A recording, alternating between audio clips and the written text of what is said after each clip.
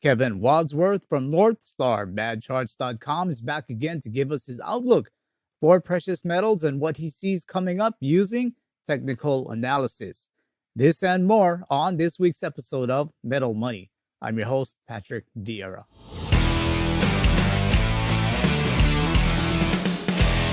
Kevin Wadsworth from NorthstarBadCharts.com. Welcome back to Metal Money. How are you doing? I'm doing great, Patrick. Always good to have a chat with you and talk about what's going on in the markets. It's been an interesting few weeks or months since we last spoke. So, yeah, great to see you. Great to see you also. And interesting is indeed the word. Last time we spoke back on March 8th of this year, 2022, you had said that 6,000 gold is reasonable in the next few years. Has either your outlook or time frame for $6,000 gold changed? Absolutely not. No, the charts are playing out pretty much so far, touch wood, as we expect. You can see the technical analysis chart that we put out here back in 2019. It just demonstrates the methodology that we use. So we use a lot of evidence gathering techniques, and I think we have to accept that the future price of gold at any given point, whether it's a year from now or 5 years from now or 10 years from now, is a range of possibilities. It's a range of probabilities. And by weighing the evidence and looking at all of the evidence as a whole, we can come to a very strong sort of scientific conclusion as to where the balance of probabilities lie. Back in 2019, I drew that chart that you see in the top left-hand corner there with the 10-year base and the projection to all-time highs, and then the consolidation, the handle on the cup. And the breakout in 2022, which is what happened. If you look at the bottom right-hand chart there, the price followed that path very well indeed. It reached the all-time highs within the time frame that we expected. It pulled back, made the handle, and it moved up to those all-time highs and made nominal new highs. And of course, we've been building out a larger consolidation ever since. So by using these techniques, we can build this evidence case using the things like the 30-year yield and the 10-year yield, for example. Very interesting when you start looking at correlations, Patrick. I'm sure you've seen these sort of charts on Twitter before, and I think I've posted this one on Twitter. And by looking at these correlations and ratio charts, you can see how the prices of both gold and silver reacted at key points in the past. And the 1% level on this chart is very, very important, because each time the 30-year yield divided by the 10-year yield comes down to that 1% level and then breaks out and moves back above it again, you can see how the price of gold reacts. And on each occasion, the price of gold doesn't drop away significantly after that happens. It begins to consolidate and move to the upside. So it's very important when we're observing this chart to look for the breakout. And we just had the monthly close on Friday, and the monthly close was, guess what? It was a breakout. We broke out above that resistance line on that very large bullish descending wedge that you can see there. And the price of gold has responded accordingly so far, and it's moved up quite nicely to the upside, at least around about $50 or so, and continuing to move to the upside. So this particular chart is just one part of the evidence puzzle that we use to try and just help us assess whether the price of gold going through the next few weeks is likely to move to the upside or likely to move to the downside. Doesn't guarantee it, of course. There might be a 5% possibility that gold is going to go crashing down to $1,400 or $1,500. Just because it's a 5% probability doesn't mean we could ignore it. You cannot rule out a low probability event from happening, because as we saw in March 2020, low probability events come along sometimes, and they do happen. Another piece of evidence, for example, is the PPI divided by the CPI, the US producer prices divided by the consumer prices index. And I suppose you can think of this really as PPI being some sort of inflation stored up for the future, because producer prices are passed down the chain to consumer prices in the end, as long as those producer prices stay high enough for long enough. And when you look at the ratio of these charts, you can also find these correlations where a strong move to the upside off a support line gives a buy signal for gold and silver. And when it hits resistance, the red circles there, it gives a pretty reliable and strong sell signal. And the importance of this chart at the moment, and why it's so critical, is because, as you can see, we've been building out this expanding descending wedge for over 50 years now, probably more like 60, 70 years, and we're right at the upper rail on this bullish expanding descending wedge. So we've clearly got two choices. It's a binary choice. We're either going to get rejected at that resistance line, and that means precious metals are going to go plunging down, or it breaks out and we get what would be a truly historic breakout, because it'd be a breakout above a pattern that has been developing for more than half a century. So that would be an incredible piece of evidence that points to precious metals going much, much higher over the coming few years. If we take a look at the DXY and gold, it's true to say, I suppose, that the US dollar index, when it rises in the short term, can be a headwind for gold. But there are very good reasons why, over a slightly longer time frame, a rising US dollar index does not inhibit the upwards movement of the price of gold and silver. You can see here that since 2008, DXY has moved from around about 72 up to 106, 107. And what's gold done during that period? Gold has moved from $850 to $1,850. So it's wrong to say over a longer time frame that a rising US dollar index is bad for gold.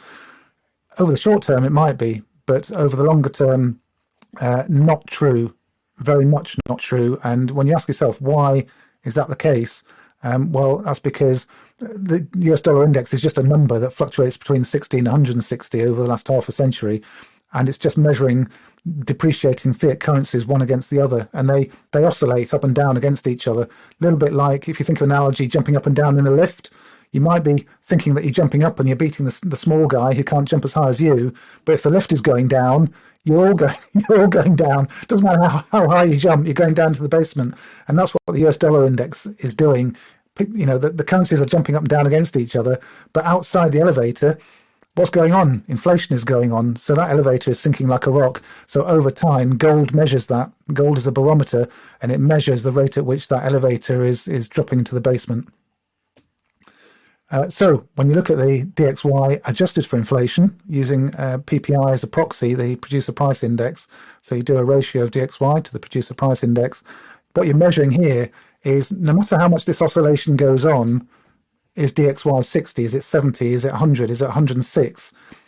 That number, that DXY number that comes out from its relationship primarily with the euro, if you then set that against inflation, and I realise that, of course, the dollar index has an element of inflation built into that because each country has its own inflation rate. But if you accept the fact that the US dollar index is primarily the US dollar versus the euro, the British pound, and the Japanese yen, and a couple of others. The Japanese yen hasn't been a lot of inflation in Japan, but certainly in the eurozone and in the UK and Canada as well, which actually makes up the Canadian dollar, makes up quite a large part of the US dollar index. Then taken together, that's over 70% of the US dollar index there. And those inflationary forces in those countries, although they're oscillating up and down against each other, those inflationary forces are overpowering whatever the US dollar can do to rise against its peers. So when the US dollar index cannot at any point in time keep up with the rate of inflation, and you get a breakdown as we did in 2021, 2002, 1985, then that is one piece of evidence. It's not the only piece of evidence. It doesn't mean that gold and silver are definitely going to go up, but it's just one little piece of the puzzle that we put to one side, and we put that to one side saying, okay, so that's bullish for precious metals. And we start building up this pile of either bullish or bearish indicators. And this one clearly, in the long term over the next few years, is looking very, very bullish for precious metals. So if we take a look at the gold and silver ratio, the gold silver ratio, which we're all familiar with, then I think probably most metals investors are familiar with the fact that really to see a strong move in gold and silver, it really helps to see this ratio break down. It helps to see silver outperforming gold in a good precious metals bull run. Gold has been holding its own really well quite recently, and silver has pulled back a lot further. So the gold silver ratio has risen. So what we need to see now is this ratio backing off. It does project to a potential target in early 2024 with a gold silver ratio. That support line that you can see there, the support line on the bearish rising wedge, if that continues to hold, then that's where we're heading, the apex there in early 2024. But this is a piece of evidence that when it breaks down, it'll also go onto the pile saying bullish for precious metals. Clearly it's not there yet, and we had a nice little candle starting to develop at the end of July, where we closed considerably off the highs on this. So that may be an early indication of weakness to come, an early indication that the gold-silver ratio is wanting to turn around. But we have to look at that in closer time on the weekly chart and the daily chart to look for signs of that. But that's another piece of evidence that we need to see accumulating for the precious metals bull market. Gold has an 8-year cycle, and well, roughly 8 years. It's kind of 7.5 to 8 years, or 7 to 8 years. You can see on the chart here that since we came off, or since the US came off the gold standard back in the 1970s, there's been this very predictable low point in precious metals. And when I actually measured these on this quarterly chart here, it turned out to be between 7 years and 8 years, 6 months, actually. So between 7 and 8.5 years, if you use the actual lows themselves. And if we apply that to the last low that we saw in late 2015, early 2016, then that gives us a target period for the precious metals sort of 8-year cycle low to occur in the quarter that includes December 2022 and May of 2024. So that window, that sort of 18-month window, is where we ought to be seeing the 8-year cycle low for precious metals. The big question that I'm asking, the big question that a lot of people are asking is, do we go down from here all the way down to that 8-year cycle low, or are we going to see a strong rebound to new highs and come down to that 8-year cycle low from above? So we've got, in my mind, we've got two choices here. And that red, and just to point out, the red line on that chart, the moving average that you can see, that's the 12-period moving average, which is the 3-year moving average, because this is a quarterly chart. So 12 periods on the quarterly chart is the 3-year moving average. So that is right, isn't it? I'm just working it out in my mind. Yes, it is. Making sure I've got my maths right in my mind.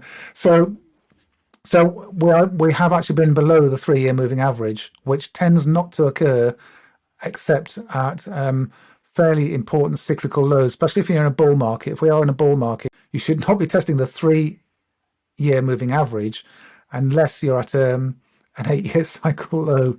So if you're still with me there, so what I'm trying to say is that it's from that point of view, it is quite probable that what we're seeing or have just seen is a major cyclical low. But we haven't got the evidence yet to strongly support that. We need to see gold moving above 1830 to 1850 and then challenging those previous all-time highs before we can start to have some confidence that the cyclical low is behind us.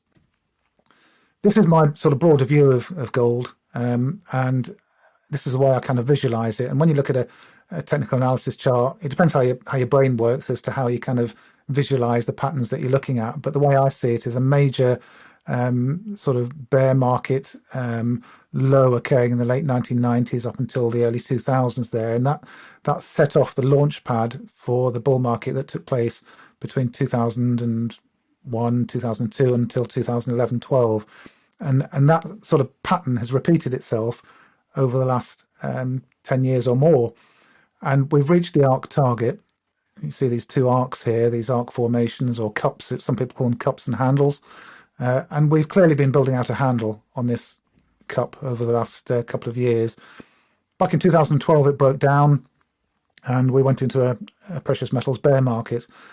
So again, the question is, are we going to break down? Are we going to see something happen like we saw in 2012, where we have years of frustration for precious metals?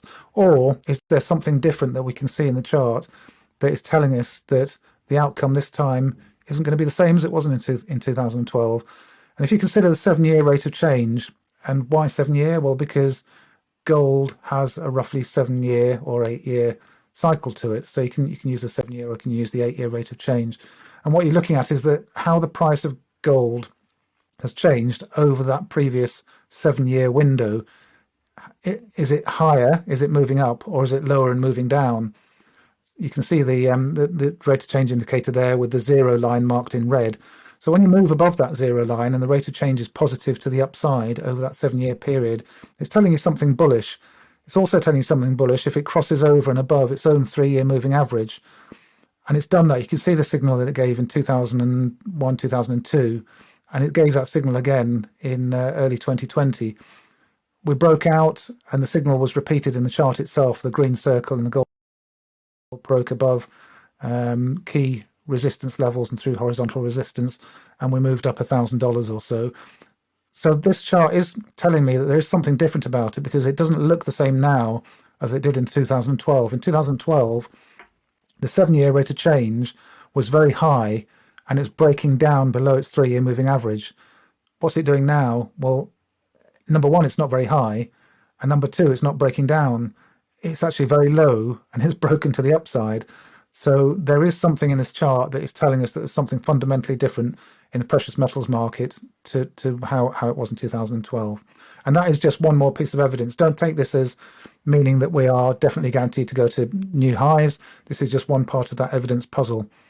Another big part is that we need to see capital flows, Patrick. We've got to see capital flowing from the S&P into precious metals. If you've got a very strong equities market, it's not necessarily going to help precious metals very much.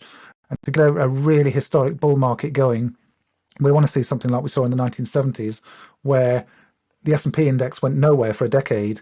In fact, if you'd been in the S&P index in the 70s and the early 80s, you'd have been seeing your money eaten away by inflation. It was a total nightmare.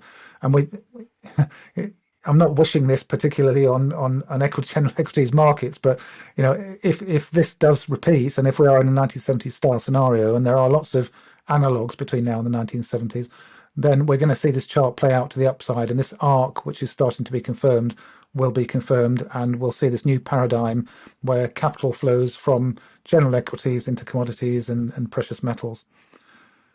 This chart shows the M2 money supply to gold ratio. So gold needs to get, and silver, precious metals generally, need to get a bigger share of the M2 money supply. It's a way of illustrating how much of a share of this money supply gold is able to grab.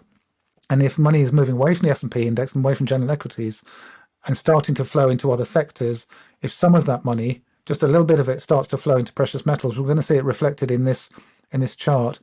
And the candle at the end of July, just a few days ago, was incredible because it had broken out to the upside. It looked as though all hope was lost and precious metals were doomed, and we were going to see a bear market ensuing.